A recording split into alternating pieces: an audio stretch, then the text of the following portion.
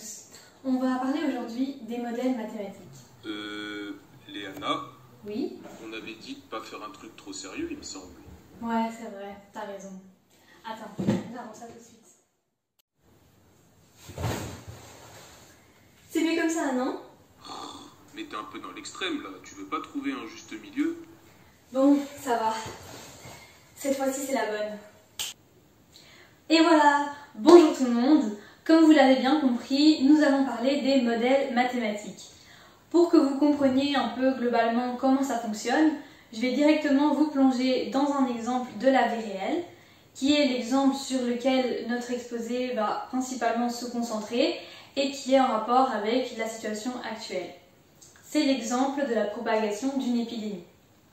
Imaginez que vous êtes le dirigeant du pays et que vous devez prendre des mesures par rapport à la situation actuelle en fonction de comment évolue la maladie. Et bien pour cela, vous allez faire appel entre autres à des mathématiciens qui vont créer un modèle mathématique sur base du nombre de contaminations, du nombre de morts, etc.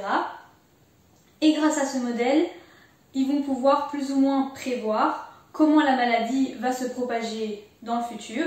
Et sur base de cela, vous serez capable de prendre les mesures les plus adaptées possibles. C'est bien beau tout ça, mais comment ça marche dans le concret? Dans le concret, ça fonctionne un peu comme dans une recette de cuisine. Pour créer un modèle mathématique, les mathématiciens doivent suivre plusieurs étapes, comme c'est le cas dans une recette de cuisine. Quand vous voulez cuisiner un plat sur base d'une recette, qu'est-ce que vous allez faire en premier?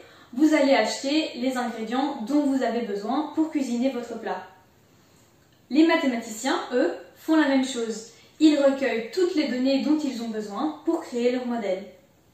Ensuite, vous allez choisir les ustensiles qui vont être le plus adaptés au plat que vous allez cuisiner.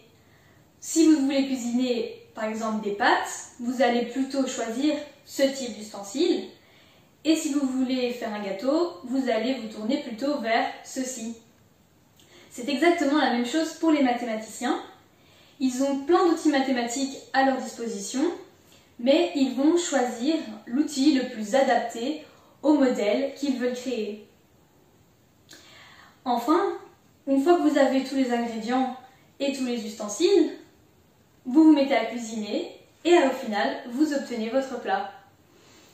Chez les mathématiciens, une fois qu'ils ont toutes les données et qu'ils ont choisi leur outil, ils mettent tout ça dans un logiciel et ils obtiennent ainsi le modèle qu'ils voulaient créer. Dans notre exposé, nous allons vous présenter 3 de ces outils, qui sont la régression linéaire, l'analyse des composantes principales et les équations différentielles.